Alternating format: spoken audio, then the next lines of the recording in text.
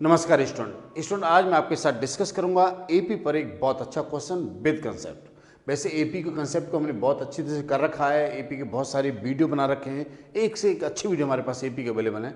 यदि आप उनको देखना चाहते हो तो नीचे डिस्क्रिप्शन में लिंक है, वहाँ पर जाकर आप एपी के और दूसरे चैप्टर के वीडियो देख सकते हैं। शायद आपने देख भी लिए होंगे। चलिए आज इस क्वेश्चन को सॉल्व करेंगे और कंसेप्ट को समझने की कोशिश करेंगे। लेकिन स्टूडेंट्स आपके एग्जाम पर नज़दीक हैं, मैं आपसे एक बात पूछना चाहता हूँ। छोटी छोटी टिप्स आजकल मैं आपको एग्जाम वीडियो में दे रहा हूँ। आज मेरी टिप्स ये है कि आप किसी से अपने को कंपेयर करते हो क्या कि उस स्टूडेंट्स के नंबर बहुत ज़्यादा आ रहे हैं, मेरे भी ज़्यादा आना चाहिए, ठीक है, वो ये कर रहा है मुझे भी करना चाहिए, वो बुक पढ़ रहा है, वो उसने वो बुक ले रखी है मुझे बुक लेनी चाहिए, ऐसा कंपेयर करते हो क्या स्टूडेंट? ऐसा बिल्कुल नहीं करना चाहिए, ठीक है। आप अपने को किसी से कंपेयर न करें। देखिए आप हैं और वो हैं, ठीक है। आप में जितनी ताकत है उस ताकत का यूज़ करते हुए ईमानदारी से काम करें, ठीक है। बिल्कुल भी कंपेयर करने से हम निराश होते हैं, कंपेयर करने से हमें कभी फायदा नहीं होता है। मैं बताऊँ आपको, आप में जितनी ताकत है उसका यूज़ करिए और ईमानदारी से काम करने की कोशिश करिए। आप हो सकता है उनसे आगे निकल जाएं, ठीक है। ऐसा मत सोचिए कि वो स्टूडेंट से 10 घंटे पढ़ रहा है इसलिए मैं भी 10 घंटे पढ़ूंगा, ठीक है। वो 4 घंटे पढ़ रहा है इसलिए मैं 4 घंटे पढ़ूंगा। नहीं भाई, आपको कितना पढ़ना है आप निर्भर करिए, ठीक है। आप ज़्यादा से ज़्यादा मेहनत करिए और आपके मार्क्स कितने आएंगे उसके मार्क्स कितने आएंगे वो अलग बात है, ठीक है। ये बहुत डिफरेंट मैटर है। इसमें एक दूसरे से कंपेयर करने से आपको निराशा मिलती है। और आपके पेरेंट्स यदि इस बात को समझ रहे हों तो उनसे भी मेरा रिक्वेस्ट है कि वो इस तरह का कंपेयर न करें। आज की डेट में तो बिल्कुल कंपेयर न करें। अपने प्रैक्टिस बनाएं, ठीक है, और चैप्टर वाइज काम करें। डेली सैम्पल पेपर निकालें, बहुत अच्छी तरह से सैम्पल पेपर प्रैक्टिस करें। सैम्पल पेपर के लिंक मैंने आपको दे रखे हैं, मैंने आपको बहुत अच्छे सैम्पल पेपर बना रखे हैं, उन्हें सॉल्व करने की कोशिश करें। यदि कोई चीज़ उसमें नहीं आ रही है तो मैंने जो हैंड रिटन सॉल्यूशन दे रखा है उसमें देखेंगे मैंने क्या दे रखा है। फिर भी समझ नहीं आ रही तो वीडियो फॉर्मेट में देखें और प्रैक्टिस करें, ठीक है। जब तक आप प्रैक्टिस नहीं करेंगे तब तक कोई बात नहीं बन पाएगी। लेकिन आज का मेरा टिप्स आपको यह है कि आप किसी से अपने को बिल्कुल भी कंपेयर ना करें, ठीक है। ये न सोचें कि वो इतने घंटे काम कर रहा है या वो इतने मार्क्स लाना चाहता है इसलिए मैं उतने मार्क्स लाऊंगा। नहीं, ऐसा कुछ नहीं है, ठीक है। आप अपना काम करिए और ईमानदारी से काम करिए, आपके भी बहुत अच्छे मार्क्स आएंगे और हो सकता है उनसे ज़्यादा अच्छे मार्क्स आ जाए, राइट। चलिए एक क्वेश्चन समझ रहे हैं। एपी के कंसेप्ट को मैंने आपको एक्सप्लेन करा था, मैंने आपको बताया था कि एपी का एन टर्म क्या होता है, सम ऑफ एन टर्म्स क्या होता है, ये बात हमने एक्सप्लेन करी थी। एक बार रिवाइज करा देता हूँ। मैंने आपको बताया था कि ये एपी है जिसमें पहला टर्म ए है, दूसरा टर्म क्या होगा ए प्लस डी होगा, तीसरा टर्म क्या होगा ए प्लस 2d होगा, है ना। ये बात हमने एक्सप्लेन करी थी। और इसका जो एन टर्म है वो लिखा जाता है ए प्लस एन माइनस 1/2d, ये बताया गया था, ठीक है। एपी ये होती है कि इसमें से इसको माइनस करें इसमें से इसको माइनस करें तो हमेशा इक्वल नंबर आते हैं। उस इक्वल नंबर को क्या बोलते हैं? कॉमन डिफरेंस बोलते हैं, ठीक है।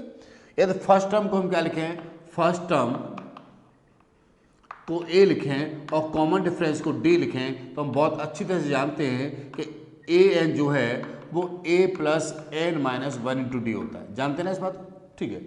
और यदि हम इनका सम करें तो एस एन इक्वल टू होता है n/2 2a plus n minus 1/d। Students इसके डिटेल कंसेप्ट को आप नीचे डिस्क्रिप्शन में लिंक है, वहाँ पर जाके एपी की बहुत अच्छी अच्छी बातें देख सकते हो, राइट। चलिए सर, इन बातों का यूज करेंगे। इस क्वेश्चन में आपको दे रखा है कि 7 टर्म का सम जो है वो 49 है और आगे उसने कह रखा है 17 जो टर्म्स हैं उनका सम इतना है। तो बताइए find the sum of n term का सम बताइए। स्टूडेंट्स इस तरह से जब आपको दो चीज़ दे रखी हुई हैं तो आपको दो इक्वेशन बनती है। उन दो इक्वेशन को सॉल्व करके हमेशा हम ए और डी निकालते हैं। जब हमें ए और डी पता लग जाता है तो हम कोई भी एन टर्म निकाल सकते हैं, सम ऑफ एन टर्म्स निकाल सकते हैं। ये जरूरी है कि हमारे पास पहला टर्म पता हो और कॉमन डिफरेंस पता हो, राइट। यहाँ पर भी देखिए, यहाँ पर हमें ए और डी की जरूरत पड़ रही है और यहाँ पर भी हमें ए और डी की पता होना चाहिए। जब तक हमें ए और डी पता नहीं होगा तब तक हम न तो एन टर्म का सम निकाल सकते हैं और न एन टर्म निकाल सकते हैं। बात में आ गई? चलिए सॉल्यूशन। लेट फर्स्ट टर्म मान लेते हैं हम a और कॉमन डिफरेंस को मान लेते हैं d, राइट। और गिवन है आपको S7, ठीक है। S7 कितना गिवन है? 49 गिवन है, राइट। और आपको S7 गिवन है 49 और साथ में आपको S17 भी गिवन है 289। S17 इतना गिवन है। हम जानते हैं SN का फॉर्मूला होता है n upon two 2a plus n minus 1 into d. तो यहाँ पर क्या फॉर्मूला बन जाएगा, ये हो जाएगा 7 upon two 2a plus 7 minus 1 into d equal to कितना हो जाएगा, 49 हो जाएगा, राइट। अब देखो कैलकुलेशन बहुत अच्छी कैसे होगी, इस 7 से ये चीज़ कट जाएगी, देखो 7 से कितने टाइम कट जाएगा, ये 7 टाइम कैंसिल हो जाएगा, ठीक। इस 2 का मल्टीप्लाई हो जाएगा तो 14 हो जाएगा, ये कितना हो जाएगा, ये 2a प्लस का 6d इक्वल टू 7 हो जाएगा। और चाहो तो आपके पास यहाँ पर 1/2 है और आप यहाँ ऊपर से 2 कॉमन ले लो, इसको आप इधर में ले जाइए, ठीक है। इसको 2 कॉमन ले लेंगे तो क्या हो जाएगा, 1/2 हो जाएगा और यहाँ से a plus 3d equal to कितना हो जाएगा, 7 हो जाएगा। 2 कॉमन ले लिया, 2 से 2 कैंसिल हो जाएगा, तो यहाँ पर a plus 3d equal to 7। Student ये एक इक्वेशन बन चुकी है आपकी, ठीक है जी, एक इक्वेशन बन गई। अब उस तरह से दूसरी कंडीशन दे रखी है, उससे दूसरी इक्वेशन बन जाएगी। कैसे बन जाएगी, आपको दे रखा है S17 इक्वल टू 289, ठीक है ना। S17 को लिख सकते हैं हम 17 upon 2a plus 17 minus 1 into D, ठीक है जी, इतना आ गया। और इक्वल टू कितना रखा है, इक्वल टू रखा है 289, इतना आ गया। हम जानते हैं कि ये 17 का स्क्वायर करते हैं तो ये नंबर आता है, तो इससे ये नंबर कैंसिल हो जाएगा 17 टाइम्स। तो आपके पास 2 इधर चला जाएगा, या आप ये कह सकते हो कि यहाँ पर इसको ले लें 1/2 आएगा, कि 2a प्लस कितना आ जाएगा, यहाँ पर कितना आ जाएगा 16d इक्वल टू कितना हो जाएगा 17 आ जाएगा। 2 आप यहाँ से कॉमन ले लें तो 2 कैंसिल हो जाएगा, तो a plus 8d equal to कितना हो जाएगा 17 हो जाएगा। समझ गए ना, आपको इस तरह से 2 इक्वेशन बच गई। तब आपके पास 2 कंडीशन दे रखी होंगी तो 2 इक्वेशन बन जाएंगी। कई बार आपको दे रखा है कि 5th टर्म ये है, 10th टर्म ये है, बताइए कोई 20th टर्म क्या हुआ। इस तरह की इक्वेशन सॉल्व करने के लिए भी 2 इक्वेशन बनेगी।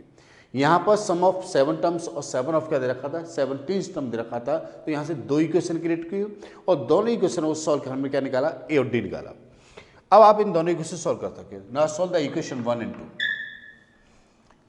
Solution of equation 1 and 2, 2 equation solve करेंगे। ये दोनों इक्वेशन लीनियर इक्वेशंस है। पहली इक्वेशन क्या है, a plus 3d equal to 7 है, और यह है आपके पास a plus 8d equal to 17। मेरी बात समझ रहे हैं, देखिए कंसेप्ट समझे आप स्टूडेंट्स, ठीक है। जब तक आपकी समझ में कंसेप्ट नहीं आएंगे तब तक आप, मैं समझता हूँ, क्वेश्चन निकालने परेशानी महसूस करेंगे। ये क्वेश्चन बोर्ड में आ चुका है, ठीक है। इस तरह के क्वेश्चन बोर्ड में आते हैं, इस तरह के क्वेश्चन आते हैं, ठीक है। अब इस तरह में बहुत कुछ बातें होती है। इस तरह के क्वेश्चन तभी सॉल्व कर पाते हैं जब हम पता हो, सही तरह से प्रैक्टिस हो, हमारी बहुत अच्छी प्रैक्टिस हो, कंसेप्ट पता हो, ठीक है। बहुत अच्छी प्रैक्टिस करिए, डेली कम से कम एक सैम्पल पेपर को 1 घंटे डेली करिए, ठीक है। और ज़्यादा बुकें मत करिए, सेलेक्टेड बुकों में काम करिए और सेलेक्टेड सैम्पल पेपर ही करिए। आपको मेन जो सैम्पल पेपर दे रखे हैं 5 सैम्पल पेपर है, उन 5 सैम्पलों का 5-6 बार करिए, ठीक है। देखिए आपके कितने अच्छे मार्क्स आते हैं, राइट। इन्हें सॉल्व करेंगे तो यहाँ पर ये माइनस आएगा, यहाँ पर ये माइनस आएगा और ये माइनस आएगा, ये कैंसिल हो जाएगा। यहाँ पर कितना बचेगा, -5d, और इक्वल टू कितना आएगा, -10 आएगा। d इक्वल टू कितना आ गया, 2 आ गया।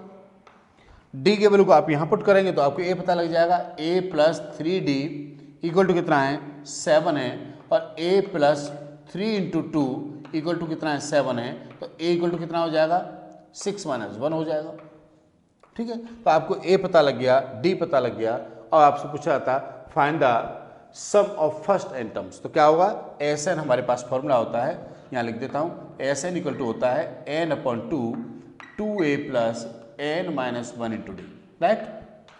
देखिए यहाँ पर Sn इक्वल टू कितना हो जाएगा, n/2 2 into 1 plus n minus 1 into D. D कितना आपके पास 2 निकल के आया, हमने a और d के वैल्यू को पुट कर दिया।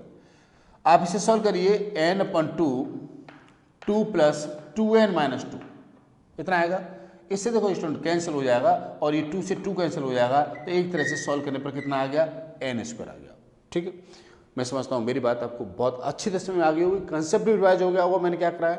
बहुत सारे क्वेश्चन देखना चाहते हो तो नीचे डिस्क्रिप्शन में लिंक है, वहाँ पर जाके देख सकते हो। लेकिन इस वीडियो के एंड में जो क्वेश्चन दे रहा हूँ उसे सॉल्व करोगे ना, जरूर सॉल्व करिए और उसके आंसर को पब्लिकली कमेंट बॉक्स में रखिए। जो एग्जाम टिप्स दे रहा हूँ उन्हें ईमानदारी से फॉलो करिए, ठीक है। और किसी तरह की परेशानी मत में आइए, खुश रहिए, ठीक है, मस्त रहिए।